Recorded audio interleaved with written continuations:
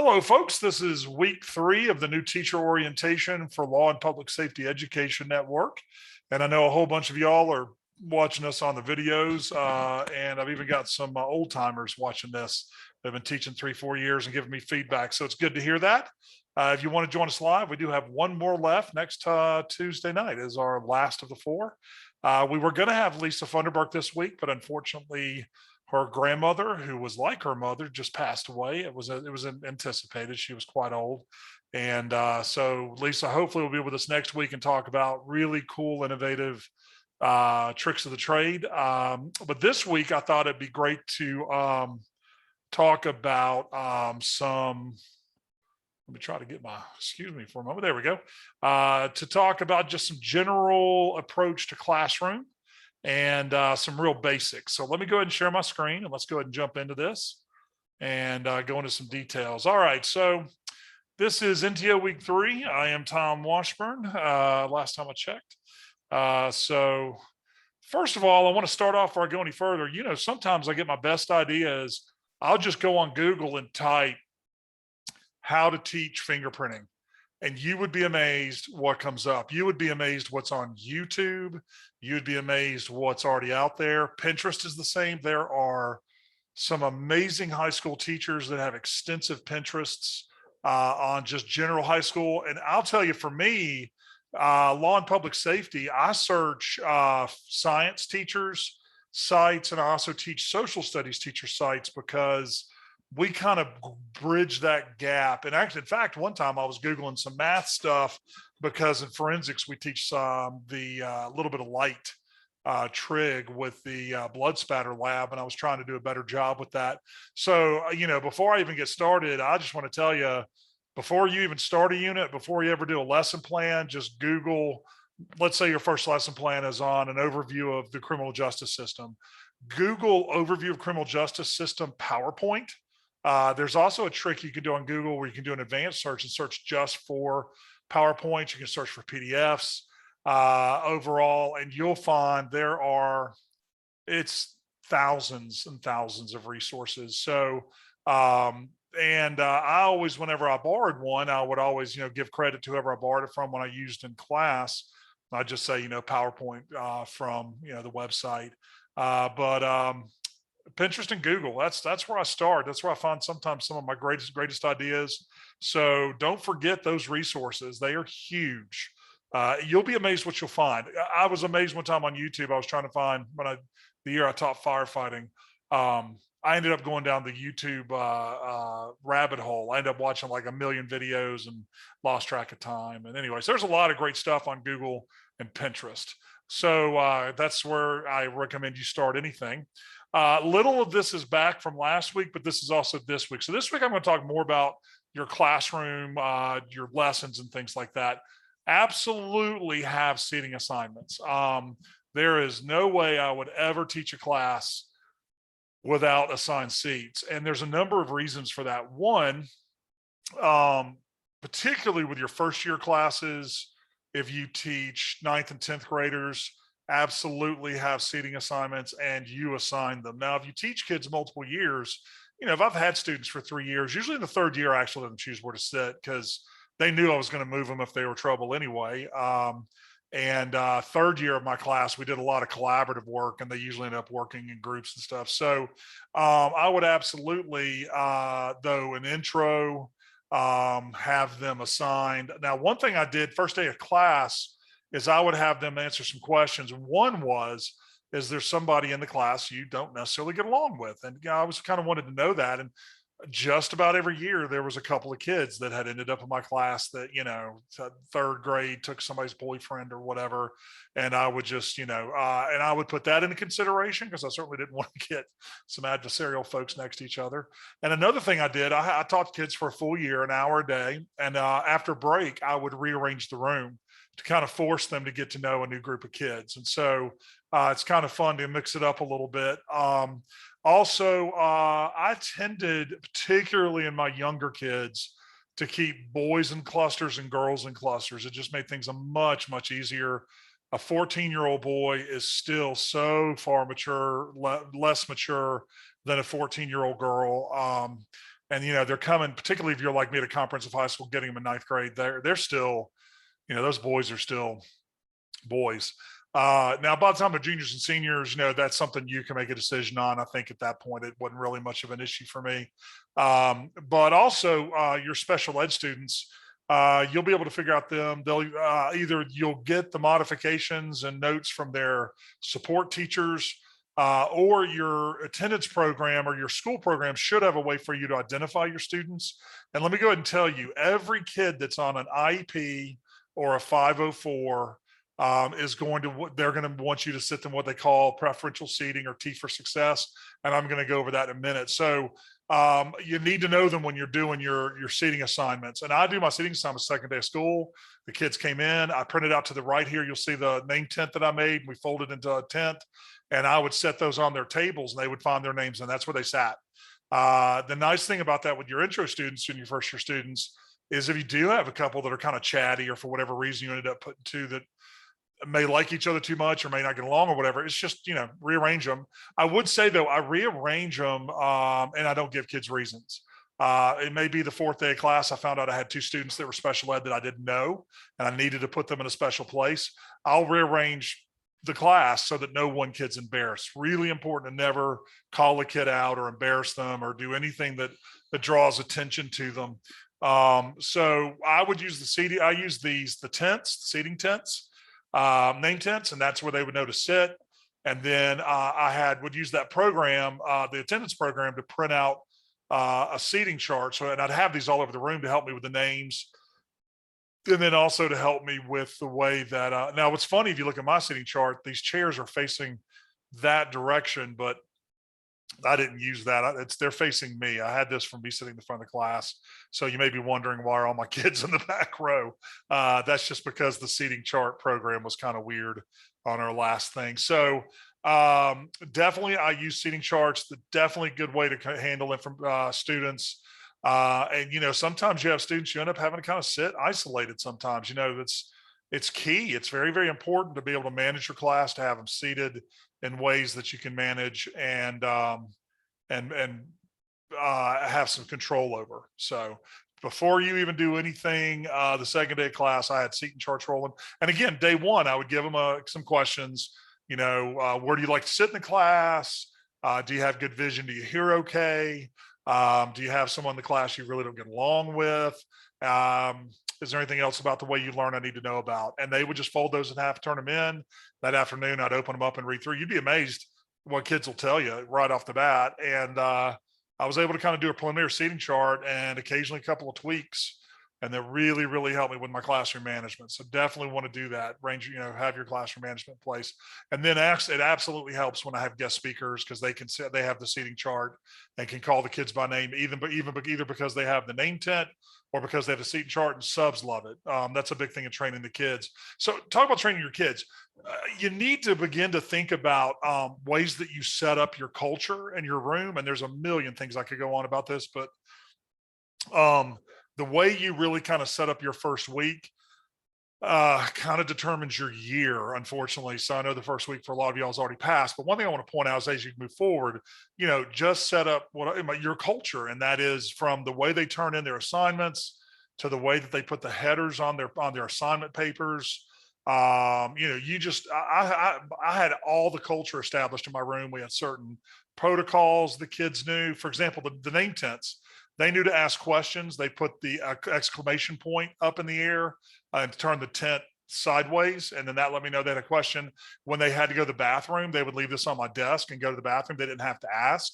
And then I would stamp it. And they had 3 stamps for free. So all the kids could, I'd say your young men, your young women, if you need to go to the restroom, when you put this name tent on my desk, you have 7 minutes. If you're back in 7 minutes, fine. If you need to pick up something from the front office, your mom dropped off, I don't care. You're young adults. I'm going to treat you like that. That's another thing I told y'all last week. If you really tell the kids, and I'll I hate to digress, but I had a conversation the first day of every year with my students. I said, guys, and this is ninth grade. You guys are 14 and 15 years old. A couple of you 13. Girls, do you know where you would have been 120 years ago in Georgia? You would have been married and you would have been on child one. And boys, you would be learning a craft and thinking about getting married. And by about 16, 17, boys, you would have been married and on child one, child two. So don't tell me you're too young to handle responsibility. These people your age 100 years ago raised families, they ran farms. So, and I just told them, I said, y'all always talk about, we wish we were treated young when mature. I'm going to treat you like the young adults you are. And something else I told the kids about that you may not even know, the concept of teenager was invented in the 1950s in America. Prior to the 1950s, young people, 14, 15, 16, weren't seen as things to entertain. They were seen as young men and young women expected to act right. So I don't feel it's unusual to expect that out of my students, but I tell them in return, because I'm expecting them out of them, in return, I'm going to respect them, which means if they need to go to the restroom, well, they can put their name tag on my desk. They got 7 minutes. If they need to go to the front office, it was just a class pass. We called it generic. I said, but don't let me find out you're acting a fool in some other teacher's class. Don't let me find out you're out in the park. You know what you should be doing. You do the right thing. We won't have any trouble. And you know what? I never really had any trouble. Ever. I had kids that acted terrible in other classes. Part of it too, though, y'all can't see me in the Zoom. I'm a Sasquatch. I'm 6'9", 380 pounds. I've always been a big guy, so people joke that's it. But most of my kids know I'm just a gentle giant. So anyway, name tents, we used that in our class culture for them for their passes in and out of class. Also, nice thing, if we were doing an emergency evacuation or a drill, I knew who was out of my class because I could look on my desk and there's two name tents and I would know those two students were out of the classroom. So those are kind of cool. Anyway, I didn't want to spend that much time on it, but I do want to mention my culture though, is set your expectations. Tell those young people, you are young men and women. I never called them boys and girls ever. I called them young men, young women. I called them kids, but I call anything under like 30 kids. But they knew, I always set those expectations really high. And like I told y'all last week, they will meet them. So here's some information about the way you can set up your classroom. One thing, and think about this in a lot of depth. My classroom is very flexible. When you look at these, we've rotated. If you can get tables, if you can get conference tables, the more narrow ones where two kids can sit at one. And the ones that fold up and go out of the way, those are even better. So you can do lab and handcuffing and things. I always had stackable chairs. I hate the traditional school desk. I can't stand them. Partially because I don't fit in them. Even when I was in high school and, lean, I didn't fit well in those desks. I think they're awkward for everybody. And it's hard to do group work with those. They're hard to get the chairs together and interact. If you can over time, if you can get over time, the conference tables, they're 6,000 times better.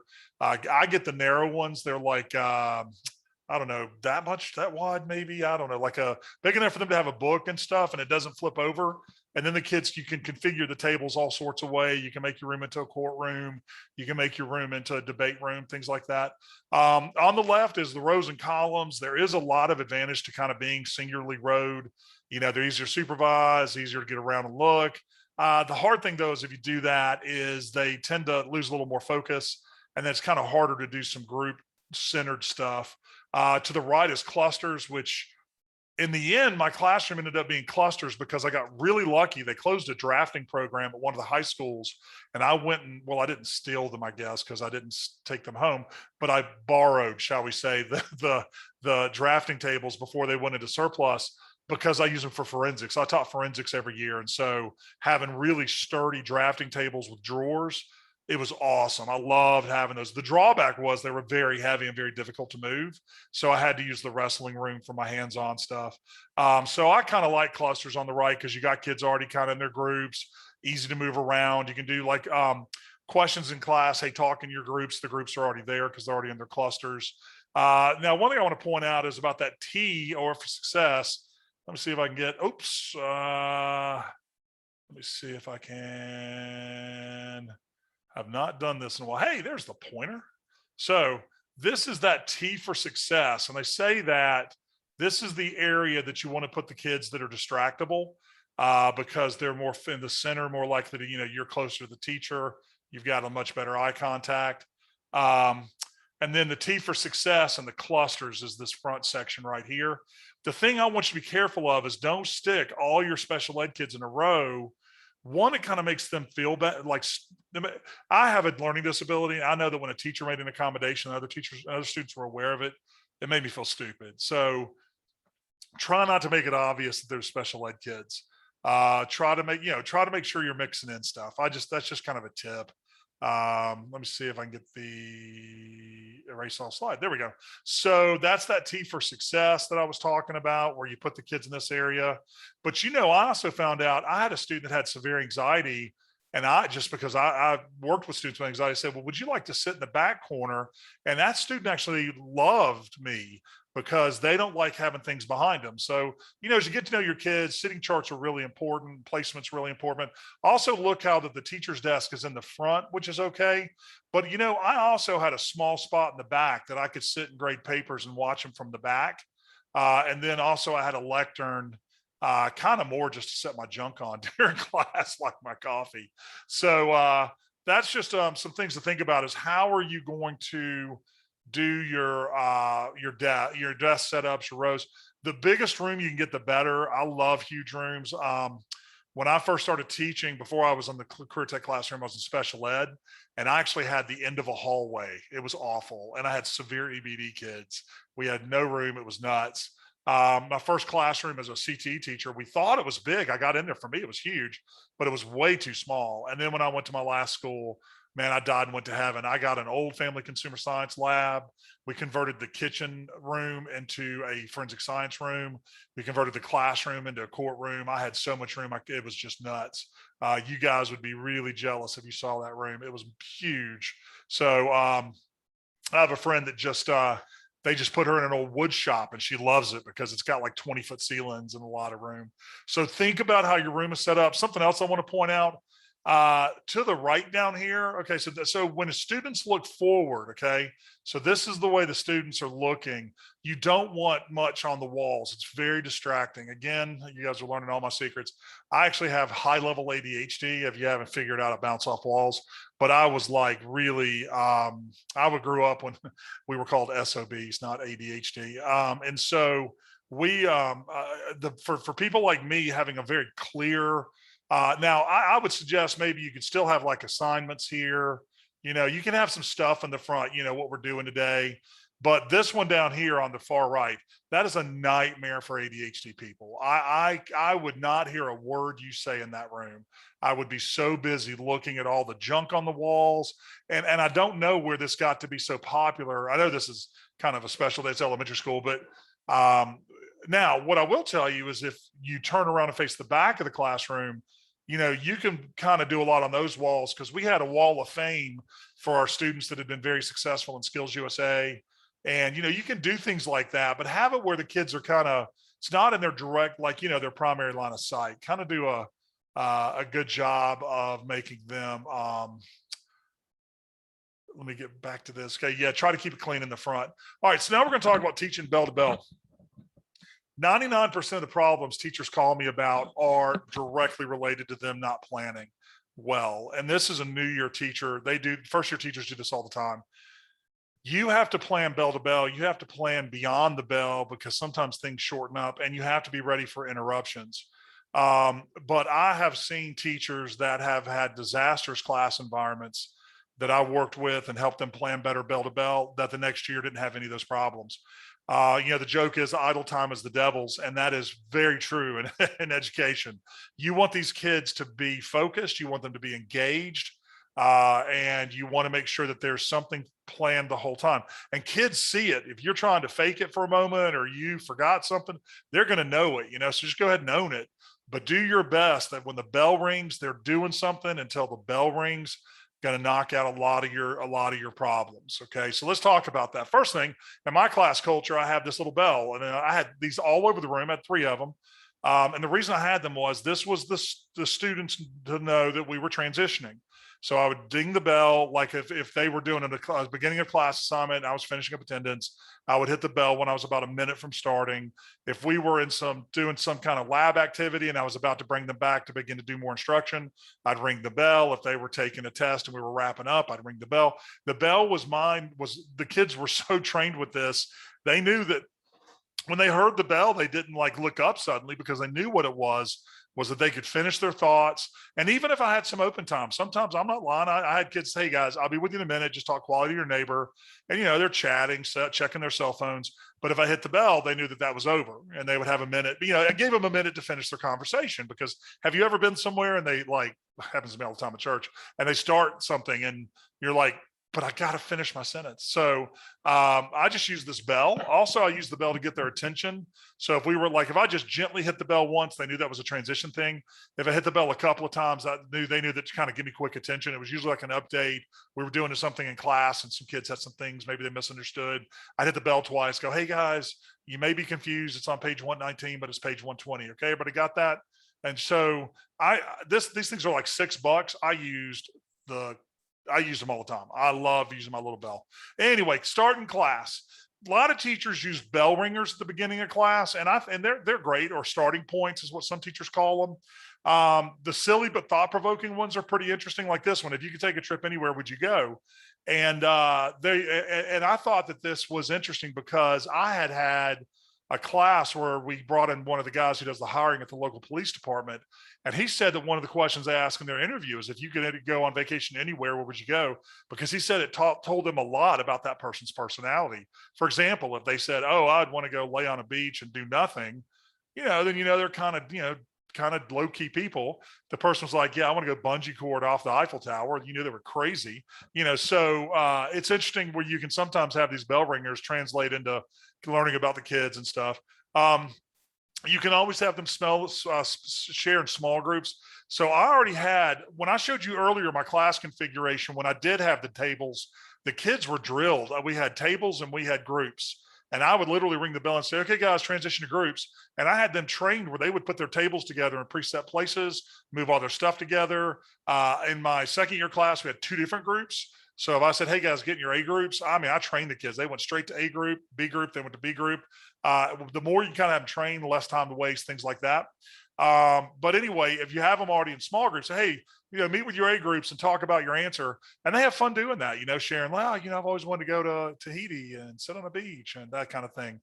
A lot of teachers use this. Sometimes teachers have them lead into class. So for example, I love when we do international. I always ask kids, have you ever traveled internationally, and have you ever seen a police officer in another country, and what was that like? And they would share in the groups, and we came back into class, the kids would share the kind of the best stories. And invariably I would have somebody that's gotten pulled over in a foreign country. One of my schools we had was incredibly diverse. We had kids that spoke 41 home languages, and every time we had anything international, there was the kids had all kinds of crazy stories. And then, so you can Google class starters. Pinterest has a million of these, but come in, hey guys, there's a class starter on the board. Write that down. Give me like a paragraph on what you think, and I'll be with you in just a moment. Sit quietly. They'll sit quiet. They'll jot down their thoughts.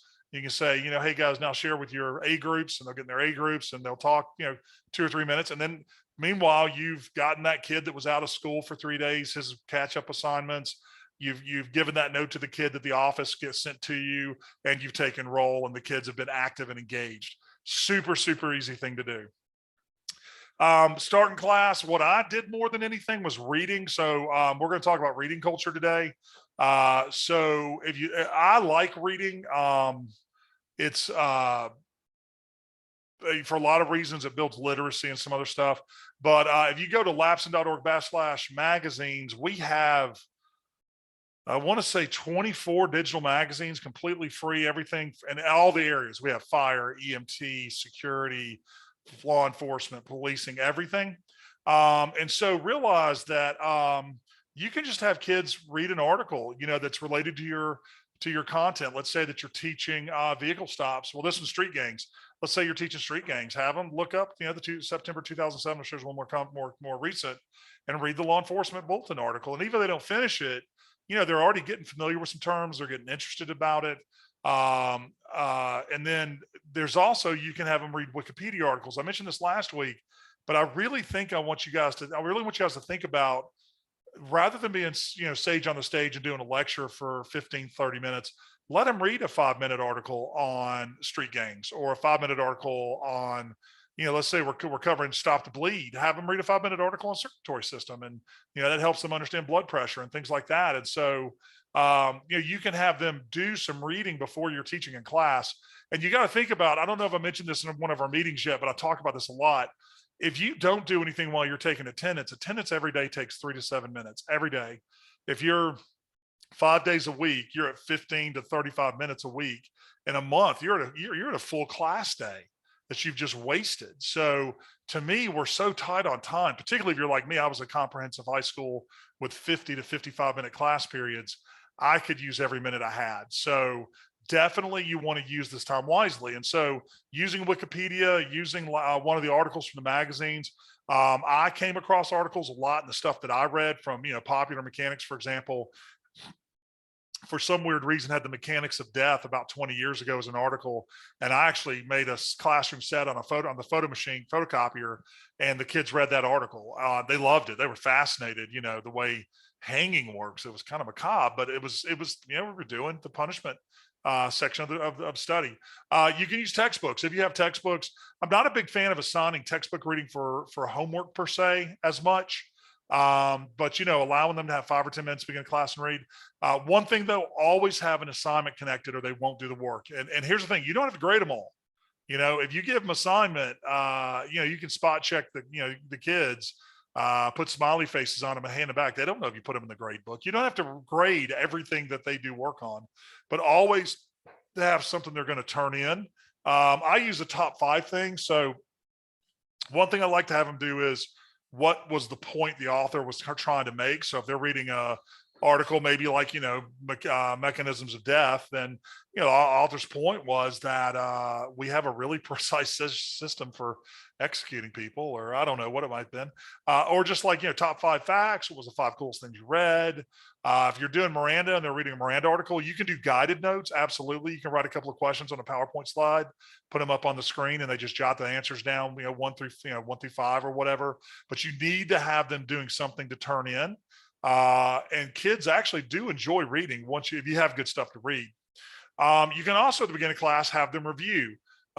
You can give them a unit review. That was something I always gave out at the beginning of my unit so they could fill it out at the beginning of class when I assigned it. Also, if you're doing credentialing, so what that would be is like an end of course test, or something like that. So, if you've got these kids for, in my case, 36 weeks, you're teaching them things week 2, 3, 4 that are going to be on a test week 33. And there we had a review for that big end of the year test. Then the kids, hey guys, you got 7 to 8 minutes. Try to see how many of the credential answers you can get, on your review sheet, and they'll dig in. Also, refresh. We did a lot for a while. I did this thing where we did a lot of cue cards and note cards. The kids made them. It was firefighting because we knew they were going to do the firefighting test at the end of the pathway. And so every unit, they would create flashcards for the information we knew they needed to know for the fire certification exam. And so one thing I would do sometimes if I had like 10 minutes was I would have them get their old cards out and go through those cards so that they could stay fresh, right? So that's an option too, is to have them review either stuff they've already learned or create review material for the next test that y'all covered the day before, or begin to move review material over to the credential review. That's another thing you can do. Now, I'm going to talk about something I did a lot of, and this is one of the reasons that I'm a big fan of. First of all, literacy.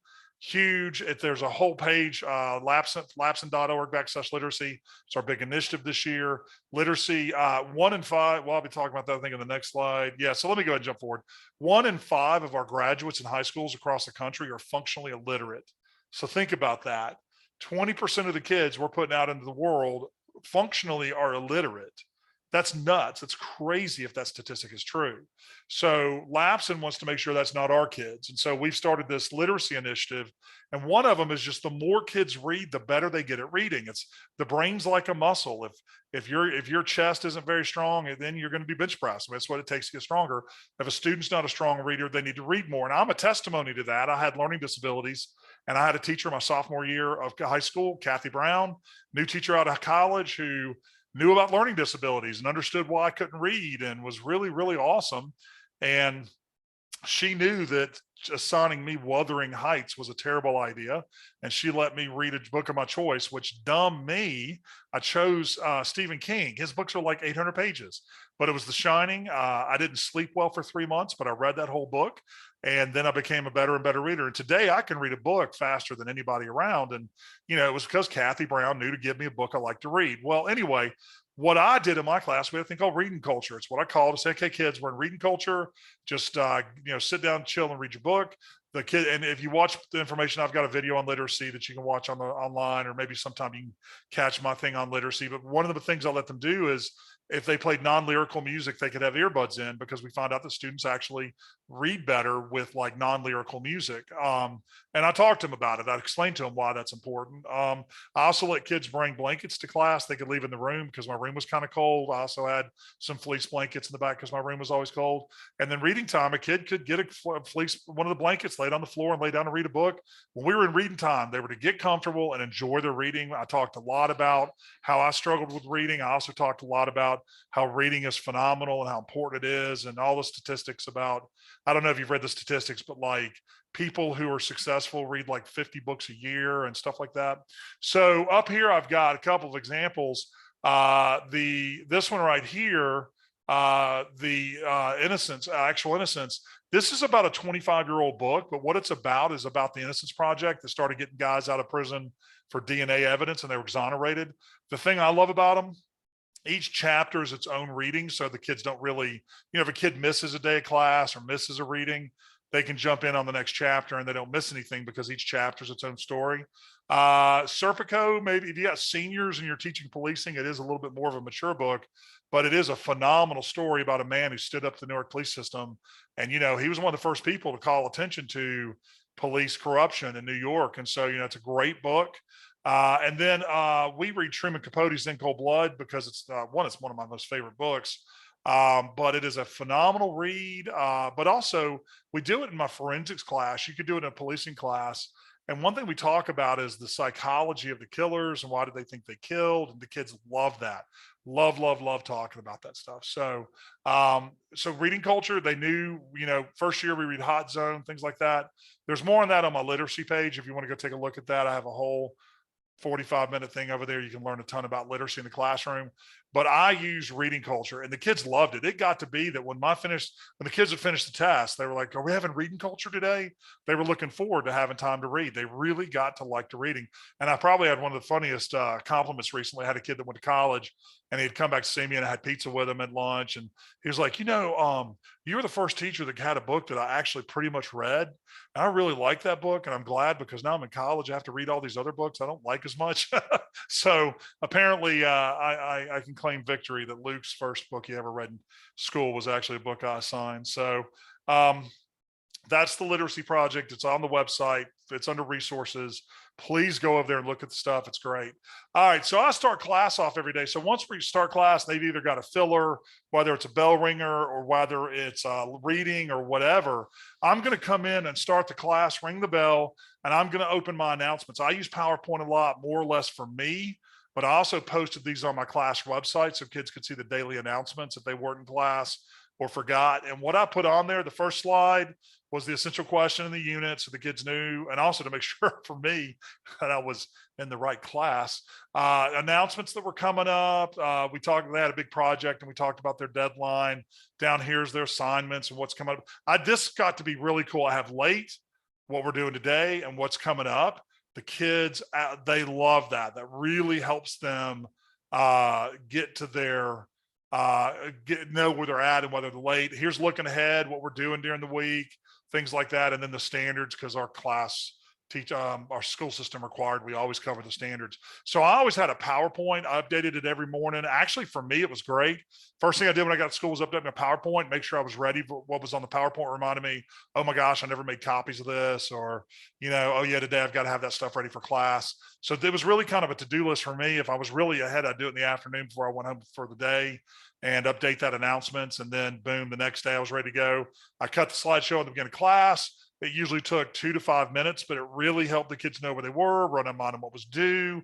They could ask questions and all that kind of stuff. So I always started off with daily announcements. All right, so before we get into lessons, I want to talk about backwards design. I mentioned this last week. Really, really, really important. If you Google backwards design, there is ton and ton of websites out there. Encourage you to do it. Okay. And in fact, I think the book that I read was Backward by Design, I think was the name of it. So remember last week I mentioned this. What is it you want them to know in 10 years, right? Then the next question is, how are you going to know they got it? Like, how are you going to be able to figure out, do they really understand it? Do they get it? Well, they know it in 10 years. And then the next step is, then how can I teach it in such a way that they're going to get it, right? So really what that is objectives, assessments, and lessons. So see what I did there? It just basically, this is the general idea. This is what you're going to see on lesson plans. What are the objectives, right? Student will understand Fourth Amendment issues. The assessment, written assessments are fine. It's totally okay to, in fact, I should probably do some point of we should probably do a lesson for teachers on how to write good assessments. You can write phenomenal assessments that are multiple choice. You know, if you give the kids a really good scenario and then ask them to interpret things out of the scenario, you're hitting top of the blooms and not the taxonomy. And the biggest advantage to me of multiple choice is it's fast to grade. You can absolutely interpret their results. You can absolutely look to see what they learned and didn't learn. It's a wonderful technique. I've run into people that have been made to feel like multiple choice tests are out. They are absolutely not. If anything, I would make sure you use them half the time, because that's what they're going to get when they go into industry. And if you guys were police or firefighters, did you get turned in a project for urine to get certified? Heck no, it was an 80 question, hard as crap, four options, you know. So I think we're doing a disservice to our students to not have at least half of our assessments be traditional multiple choice. And in fact, in my first year, I teach kids how to take multiple choice tests. So if you just Google how to take a multiple choice test or how to teach students study skills in multiple choice test, there's some tips and techniques on how to take. Funny story, did you know that it's like 70% of the time, if you can't figure the answer out, if you choose the longest answer, it's right. And I think that's pretty funny. So, you know, teach the kids the techniques to learn how to take those tests. It helps them out. So, but we can do a lot of cool assessments. Like one that I've got, my co-teacher loved, was called Gallery, I think is what they called it. But what it was like, he was doing the history of policing, and he gave one student, you know, Hammurabi. He gave another student Moses. He gave another student, Thomas Jefferson, or, you know, whatever, Supreme Court Justice. And the kids would create an artifact that would go into the gallery, and then all the kids went around the room, and each kid presented on their thing. But Tim had given them all a master checklist of things they needed to get answers to. So if I was at Thomas Jefferson, there was a question I needed to answer from Thomas Jefferson, you better cover it. And so he called that gallery view. It was a lot of fun. The kids got to teach each other, research their person, be creative, be crafty. Yeah, there's a lot of options out there for ways you can do assessments. And remember also, assessments are just as simple as thumbs up, thumbs down, right? Just say, hey guys, all right, so a police officer walks up to a guy and says, hey, what are you doing here? Does that violate Miranda? If you think so, thumbs up. If not, thumbs down, right? So, you know, and then you can see the kids that got it right and say, hey, why'd you answer that way? Well, you know, you taught us it has to have custody and questioning and, you know, blah, blah, blah. And so, you know, you can do simple ways to do assessment. Assessments also aren't always written. You're not always grading them. Sometimes assessments just telling you if the group got it. And then from there, once you get your assessments in place, then you build the lessons to make sure the kids can understand them. So one thing I want to get you in the habit of, please learn the right style from the start. Don't do it wrong ever. You can I've seen them called mini lessons, micro lessons. I call them lesson blocks. And what it is students can only comprehend their age plus 5 minutes. Students can only pay attention their age plus 5 minutes. And I would say the max is 20. I don't care if you're teaching 40-year-olds.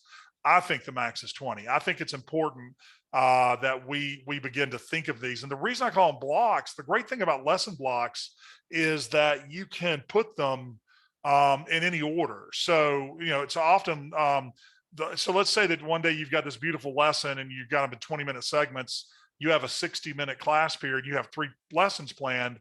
And then at the beginning of class, they have a fire alarm. What just happened to your lesson? Well, all you did is you're going to take that back lesson off and add it to the next day. If you think in 20-minute segments, your lessons are more fluid. You're able to manipulate them. You're able to move them around, and you can deal with class interference. You can deal with changes of schedules. It just really everything about planning segments of 20 is a good idea. And the other thing that's great at the bottom, if you're a 60-minute class period, I tend to do my lessons in 15 to 20 minutes. That's why I kind of keep 60, 50 in that ballpark. If you're in that hour class period, you've got 3 to put together. If you're in block, you put 5 together. And the other great thing about designing your lessons by blocks is that, and I think people, I call them lesson Legos, because we say block, people think about block scheduling. So get your lesson Legos. If I'm sharing lesson plans with you and you're on block, all you've got to do is to do 5 of them in a day, and I'm going to do 3. So I love the concept. It's something I learned about 10 years ago, radically redid the way that I taught. So how do you design a lesson block? Very simple. You need to have an opening. Something needs to get the kid's attention. It can be something as simple as a trivia fact. I have a teacher, she's awesome about finding little YouTube snippets. And then she had managed to get them to come on in the school. But anyway, she would use like one day they were talking about like communication on dispatch, and she had the snippet from Airplane where the guy goes, Roger, Roger, what's my vector, Victor? And the kids are laughing, but it was an opening. It got the kids talking about radio terms and stuff. Then you want to come into your activity, which is the primary way that they're going to be learning the material. You need some type of assessment. Again, that doesn't have to be written. That doesn't have to be a test.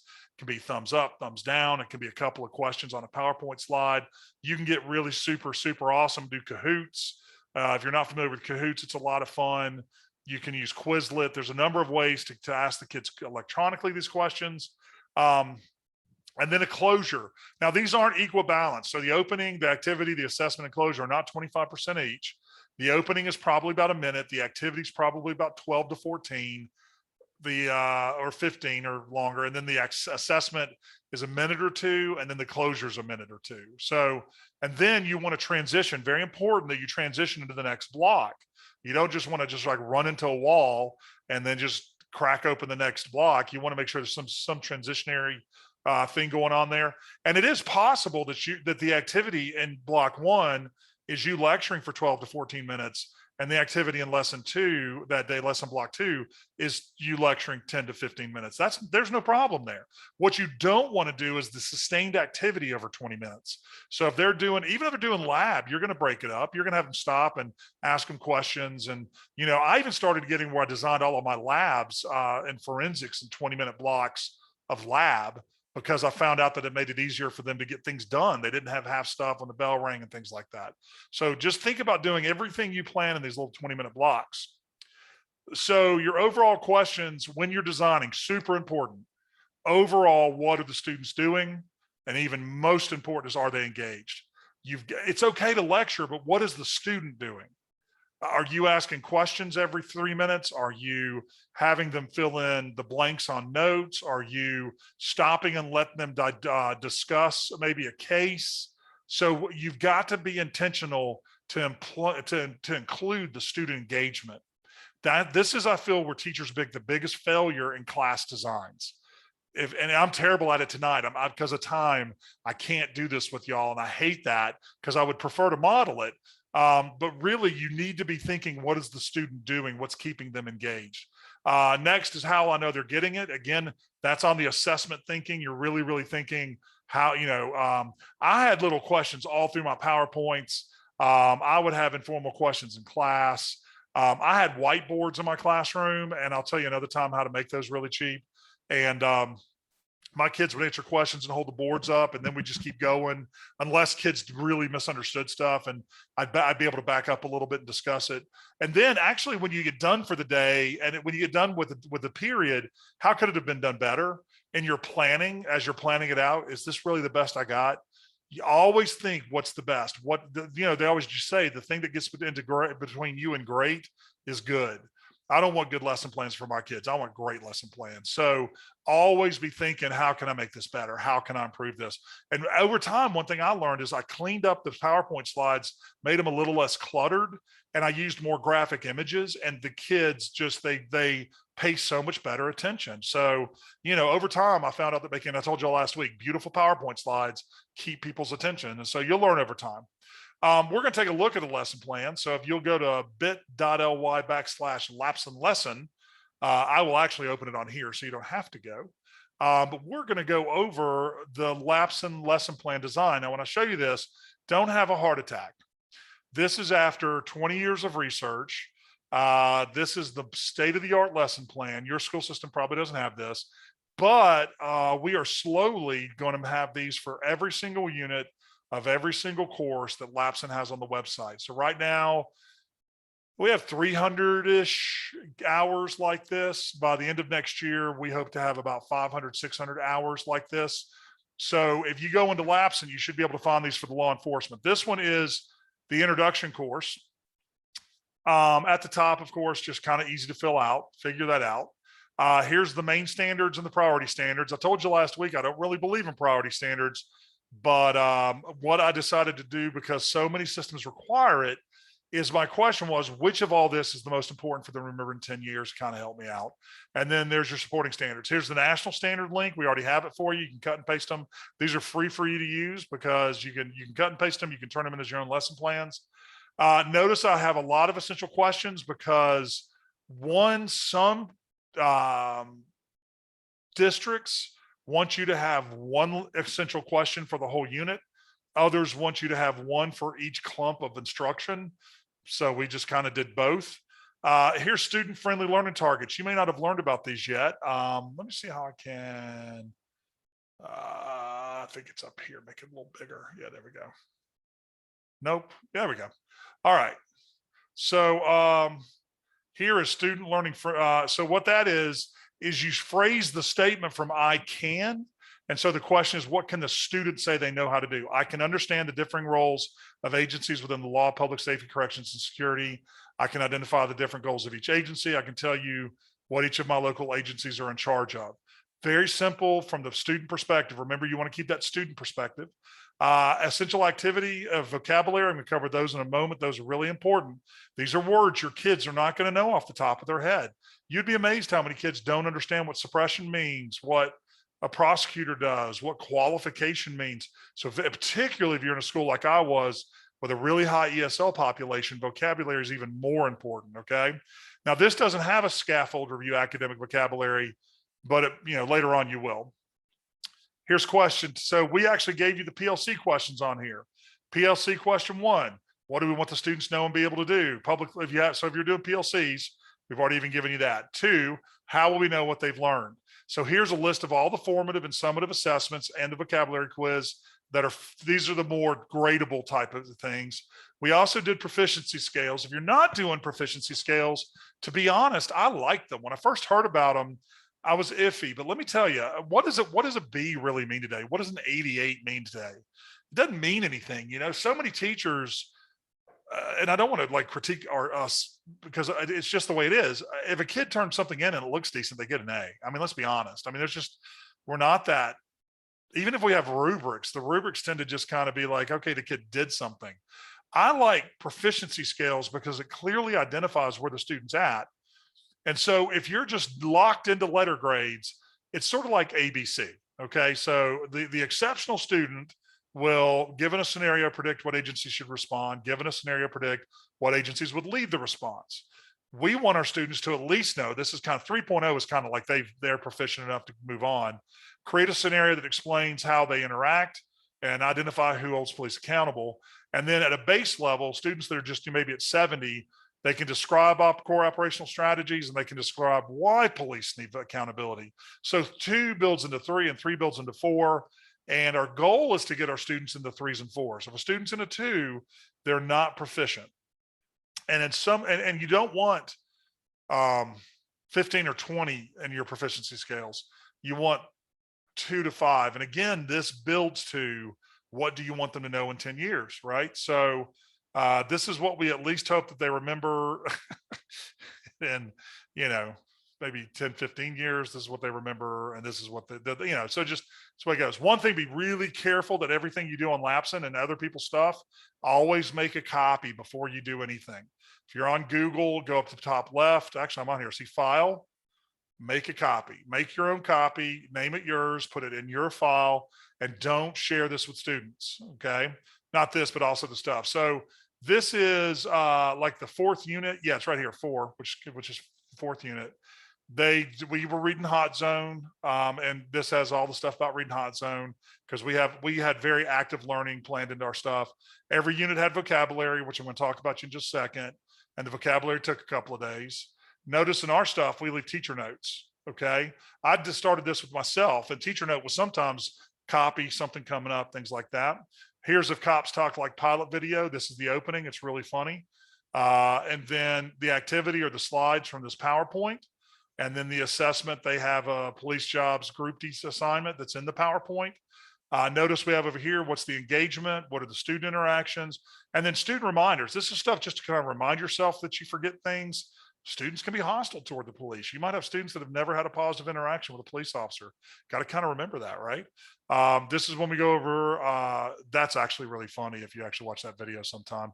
And so, this teacher did a really good job of incorporating things, keeping it interesting. Now look, each of these segments are 15 to 20 minutes, and this is a long unit. So when you start looking at it, you're like, dude, this is a huge thing.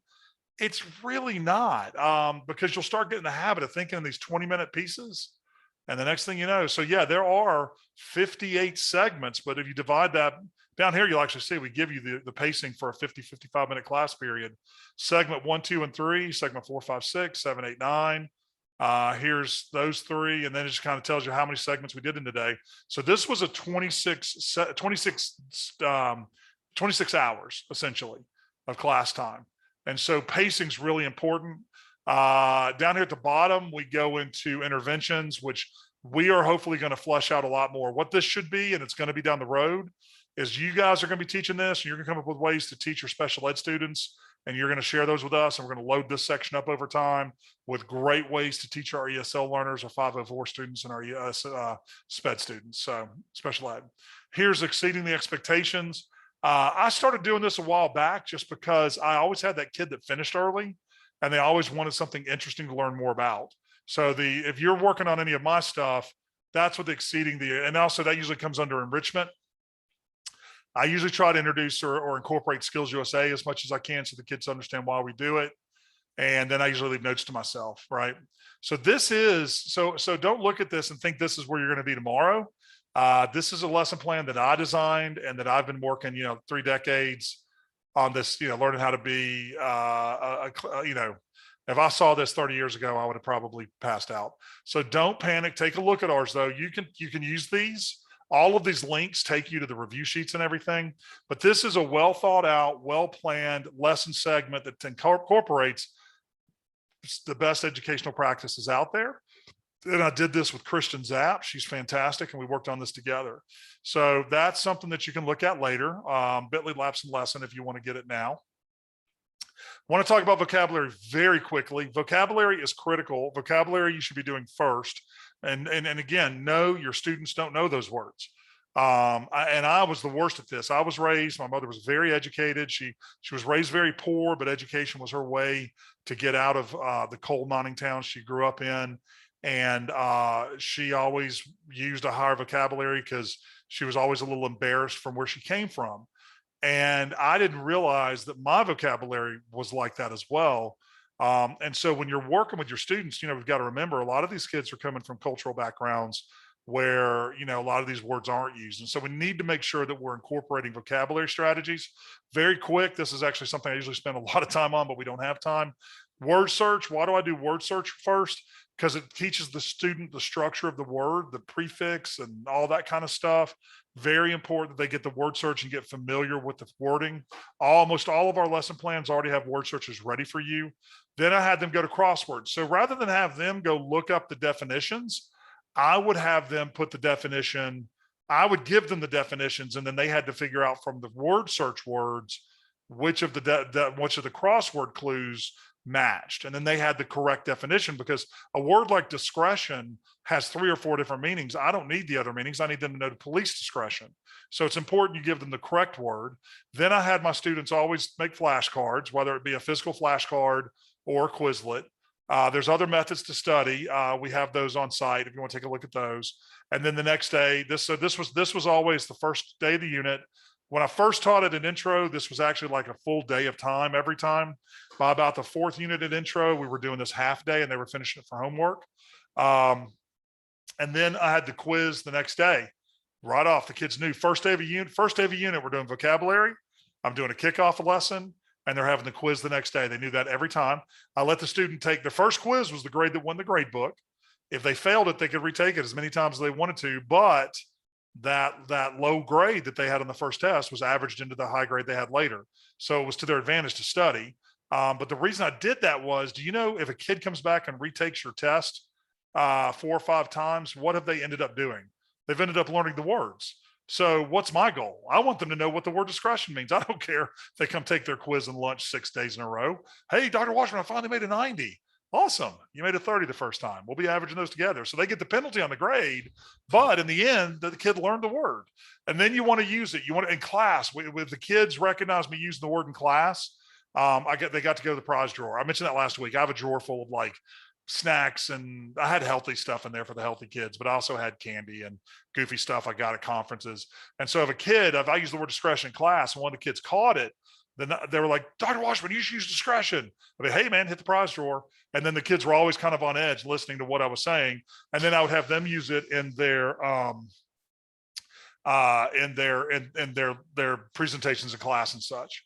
End of class, you're going to need you need to have an option, right? A lot of times I went to the bell, but I got pretty good over time. I actually had a countdown clock in the back of my classroom. They're about $20, or you can borrow one from the basketball team. And I would set the clock to the buzzer to go off with 1 minute to go in class. And let me tell you why I did that. Because the buzzer went off and the kids knew they weren't to move, that if the buzzer went off, I was still teaching. They needed to stay in place. But so that way you don't have those kids constantly checking their watch. There's a group of kids that want to know, like 2 minutes before the bell rings, so their backpack's ready to go. By me setting up a buzzer that already went off to warn me there was 2 minutes left in class, I had a lot less kids looking at their watch the last 10 minutes of class. And then it also made sure that I was able to wrap up and tell the kids important stuff for the bell ring. So I encourage that. I didn't put that on here. Don't ever let your kids pile up at the door. Terrible, terrible, terrible, terrible. They end up knocking stuff off walls. But let me tell you what, you put kids in a pile by the door and stuff can go bad really quick. I remember one day, the kids weren't at the door more than like a minute. This was at my last school. The next thing I know, I've got 3 kids beating the crap out of each other. And I thought they were kids that got along. It was a mess. Things can go south fast. Leave them in their seats till the bell rings. Okay. So what are some choices you can do at the end of the class? There's the old school ticket out the door, right? You hear this a lot. Things I learned, things I liked, and the questions I have. That's totally okay. I have a teacher I know that has the kids submit that as a Google form. Reading culture. Remember we had reading culture? That's a great time to let the kids do reading. They can work on their homework, right? Or some homework from another class. We call it study time. It's another part of my culture. Or this is really fun. The kids beg to do this. It's called Wiki Race. Wiki Race is they all get on their phones or their devices. They get on Wikipedia. And I say something like, the example they have here is connect Darwin to Mars, to the Mars rover. So the game is everybody types in Darwin and then you say go, and whoever gets Mars rover on Wikipedia to come up first wins. And it's a crazy fun thing to do. We do this the kids did this on the bus going to Skills USA trips. They would start off with something crazy like, Uganda, and then they would say something like Little Nas. And the next thing you know, these kids are going all over Wikipedia trying to connect some random country with some random rapper. Or if you're in class and you want to make this educational, have them link Miranda to Glock firearms, right? And then they're going to be digging through all these case laws. And it is so much fun to do. It's an easy way to burn time. Once you start Wiki Race, the kids do it enough, they beg for it. You can actually designate a kid to be the Wiki Race caller, and they fight over that. So you can go sit at your desk and do emails the last 4 minutes of class while they're playing Wiki Race. And of course, whoever wins the Wiki Race gets to get a piece of candy. So that is the end of my PowerPoint, and I thank you for your time. I hope you have had a chance to learn some pretty cool tricks of the trade, and I'm exactly at 8 o'clock, which is what I wanted to do. So thank you guys for attending. Our last class is next Tuesday. And again, we're hoping to have Lisa Funderburk, and I hope you've gotten some out of tonight. You guys have a great night. See you soon. Bye-bye.